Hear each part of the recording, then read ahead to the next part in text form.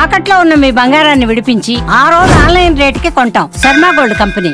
కాళ్ల పారాని ఆరనే లేదు, తోరణాలు ఎండనే లేదు, పచ్చని పెళ్లి పందిరి కళ్ళ చెదర్లేదు, బంధువులు ఇంకా ఇంటికి చేరనే లేదు. ఇంతలోనే ఆ పెళ్లింట మహా విషాదం చోటు చేసుకుంది. 3 ముళ్లు పడిన 3 రోజుల్లోనే ఆ నవవధువు బలవన్ మరణానికి పాల్పడింది. పుట్టింటి మెట్టినింటి వారికి తీవ్ర శోకాన్ని నింపింది. కన్నీళ్లకే కన్నీళ్లొచ్చే ఈ ఘటన ప్రకాశం జిల్లాలో చోటు చేసుకుంది.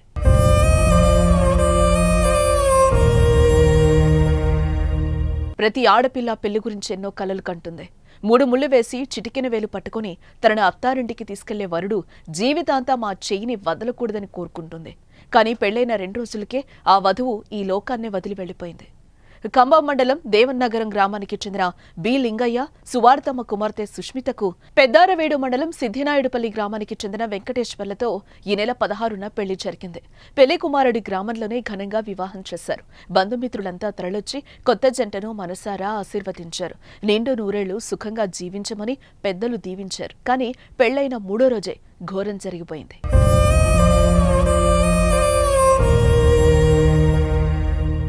ఆదివారం పెళ్లి కాగా సోమవారం ఉదయం సుష్మిత, వెంకటేశ్వర్లు దేవనగరం వచ్చారు. అదే రోజు రాత్రి తొలి రాత్రి కార్యం కూడా జరిపించారు. మరుసటి రోజు అంటే 18వ తేదీ రోజు కూడా సుష్మిత అంతా బాగానే ఉంది. అందరితో బాగా మాట్లాడుతూ సంతోషంగా కనిపించింది. ఇక 19వ తేదీన సారె తీసుకుని అత్తారింటికి వెళ్లిపోవాలి. అంతా ఆ ఏర్పాట్లలో ఉన్నారు. ఆ సమయంలో సుష్మిత తాను బాబాయ్ వాళ్ల ఇంట్లో నిద్రపోతానని వెళ్లింది. పెళ్లి కుమారుడు అత్తగారింట్లో నిద్రపోయాడు.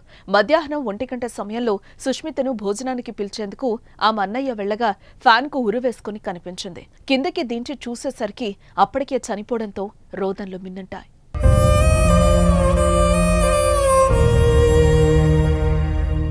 వివాహం జరిగి రోజుల్లోనే చనిపోవడంతో అటు 2 కుటుంబాలు కన్నీరు మున్నీరవుతున్నాయి. సుష్మిత మరణానికి ఇష్టం లేని పెళ్లే కారణమని వరుడి కుటుంబ సభ్యులు ఆరోపిస్తున్నారు. మరి దీంట్లో ఎంత నిజమో తేలాల్సి ఉంది. ఏదేమైనా నవవధువు మరణంతో దేవరనగరంలో విషాద ఛాయలు అలుముకున్నాయి.